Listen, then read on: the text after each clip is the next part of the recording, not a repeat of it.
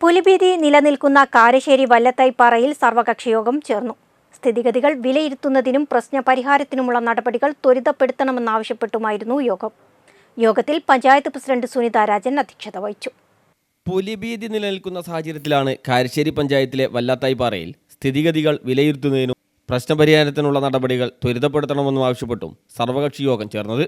ജനങ്ങൾ തിങ്ങിപ്പാർക്കുന്ന മേഖലയിൽ 2 ആഴ്ചയായി പുലിയെ കാണുന്നതായി നാട്ടുകാർ പറയുന്നു. വനംവകുപ്പ് അധികൃതർ പരിശോധന നടത്തുകയും ക്യാമറ സ്ഥാപിക്കുകയും ചെയ്തെങ്കിലും പുലിയുടെ സാന്നിധ്യം തിരിച്ചറിഞ്ഞിട്ടില്ല.